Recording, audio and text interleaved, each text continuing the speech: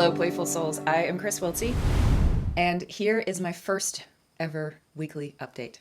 I'm a psychic, intuitive, life coach, and a practitioner of play, which I will explain a little later. But before any more, we are going to jump straight into what is happening this week from my perspective.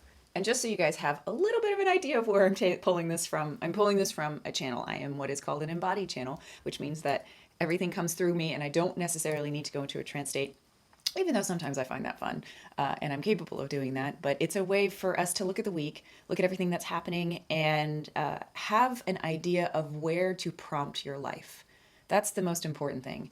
Predictive, looking at the divination of what is to come in order to prevent pain or do anything along those lines is not in my wheelhouse. I am 100% a person who's like, okay, we need to understand that the world is the way that it is and that our life is here to lean into it and not necessarily to just simply try and prevent pain.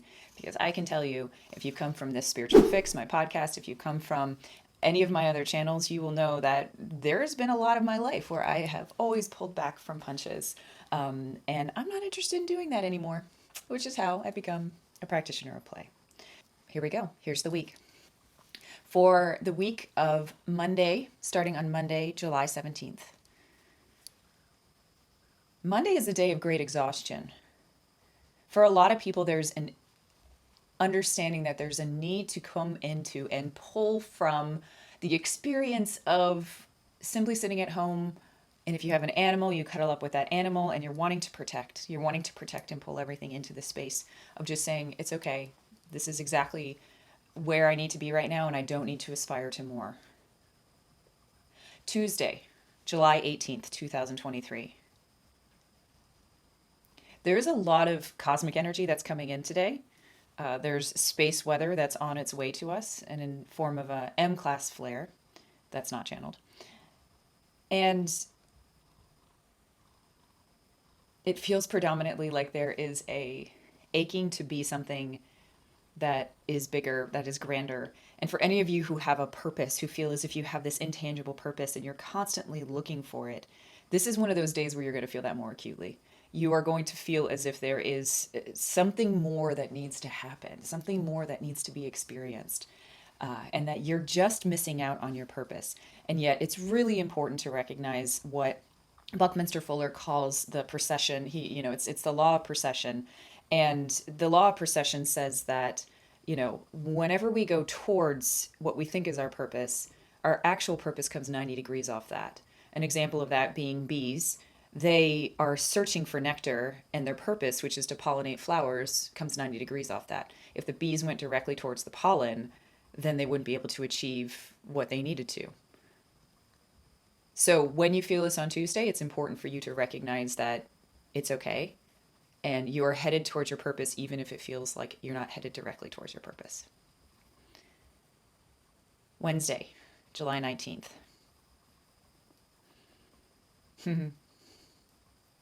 So much grief, so much grief. There's a feeling of a collective sigh.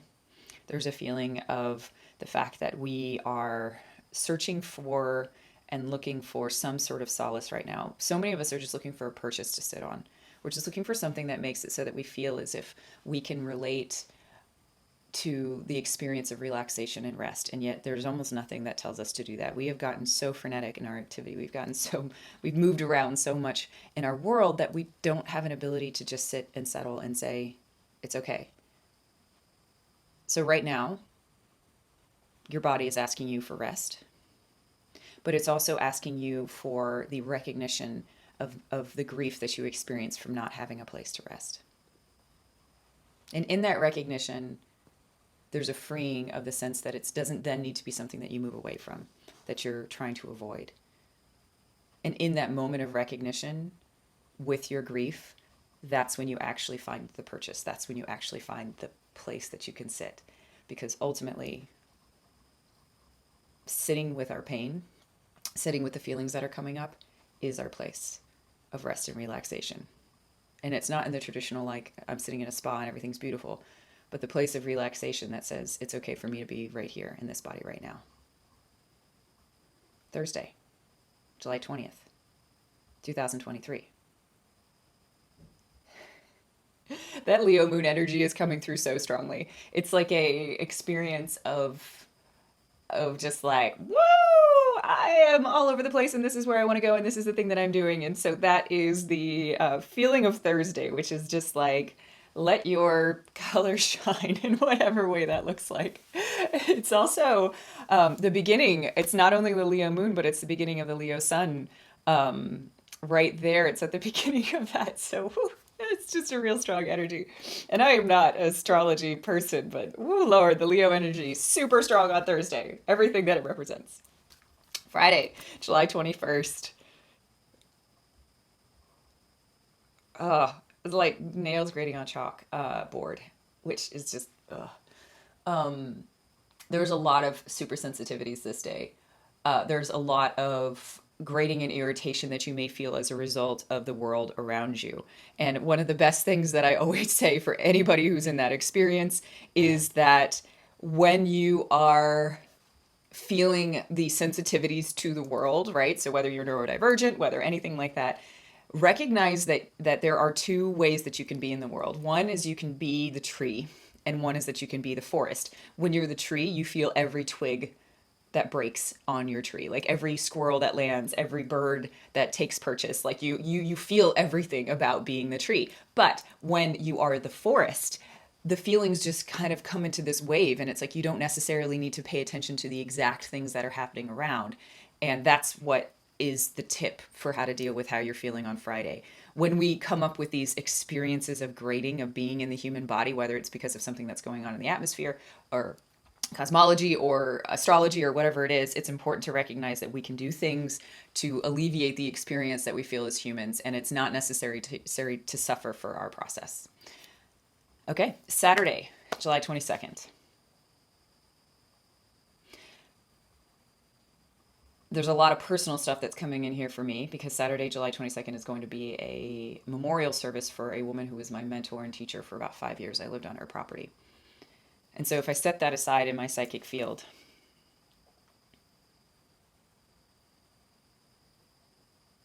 Saturday is a day for meditation and inward reflection. It's a day for recognizing that there is a greater force that is acting on us, that is allowing us to go inward.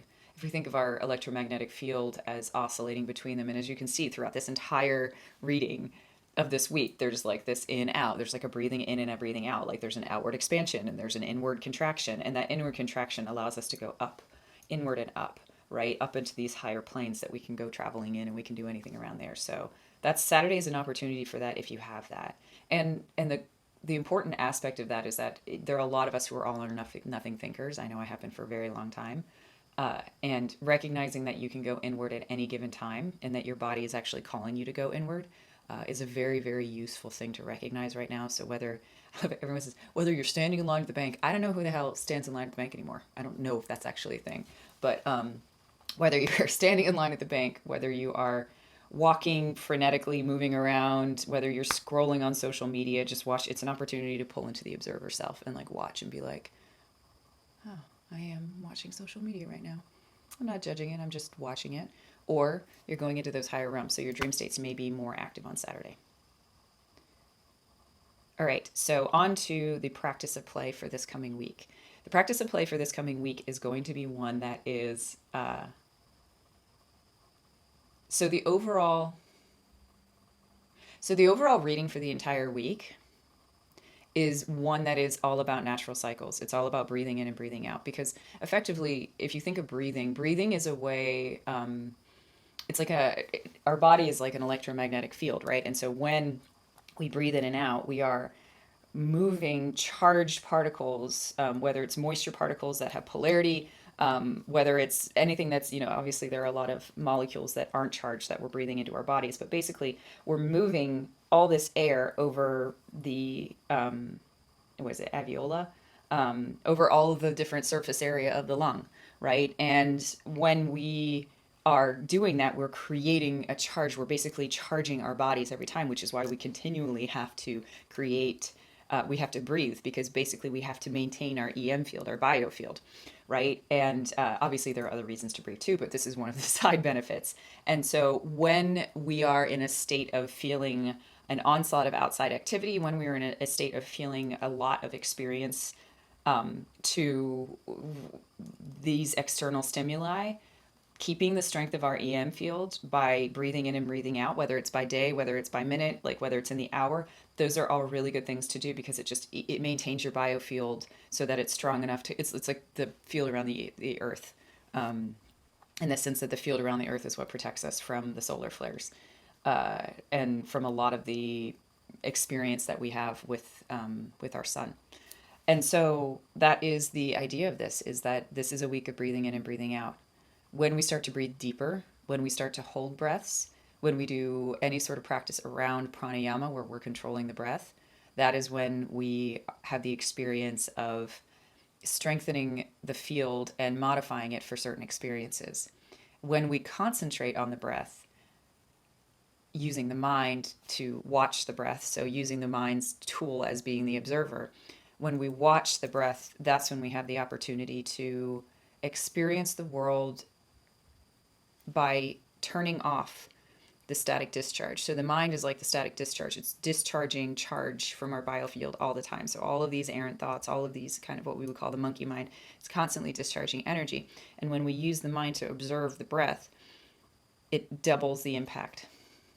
It's more than doubles, they're telling me, but it strengthens the impact of the breath having to charge the EM field, which is one of the reasons why meditation feels so good, because it's basically like, I'm going to be mindful, and by being mindful and observing my breath or any different type or creating a mantra, that's making it so that that static discharge lessens so that can then be reintegrated into the body, which is something that lasts for the rest of the day.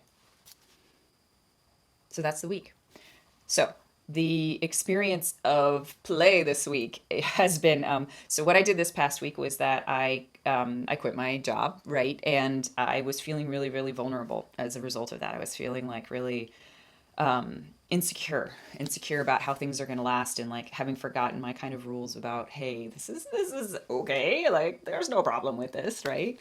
And so I find that it is a experience for me of really like, my play this week was to be even more insecure. Right. So like to go deeper into that state, to go deeper into the state of, hey, I actually really want to feel as insecure as possible. So what I did was I recorded a video, which I will put at the end of this, of me singing very emotionally. I felt very emotional. It may not come across in the video, of singing a song on the piano by David Bowie, singing Space Oddity, which was incidentally what I was completely inspired to leave as my last message to my company after working there for 6.5 years onto the main channel, because, you know. Okay, and so then the prompt for everyone for this week is to do the experience of emotional surrender. And by that, I mean letting energy flow in the way that it wants to flow for you. So emotional surrender is like, hey, I'm going to let whatever comes through me come through me. I'm going to breathe in, I'm going to breathe out, I'm going to sit with it. Very similar to what I was talking about with Friday, of the grief that you experience as a result of not feeling like you have a place to rest. I think that was Friday. This is all about just being okay and accepting it, because what we realize is that in the same way as like when we concentrate the mind, it builds up the field so that we are bigger, which is what we're kind of trying to do. We're kind of trying to expand across all the dimensions by being bigger, which means we're, you know, there's so many different ways of being bigger. There's so many different ways of what I would call spiritually relaxing. And one of those is to emotionally surrender. It's the experience of saying that anything that comes up, know that the mechanism that's happening is that the feeling comes in, and then we have this desire to push it away. And so we can push it into the mind, which then becomes those recursive thoughts, or we push it down somewhere and then it kind of gets lost in the mess down here of like a lot of probably stuck energy in those first 3 chakras. And so instead of doing that, we say, okay, I'm going to hold this feeling in my heart, and it's going to feel tightness in my chest maybe, or it's going to feel something here, and I'm just going to hold that while I breathe, right? So keeping the field going.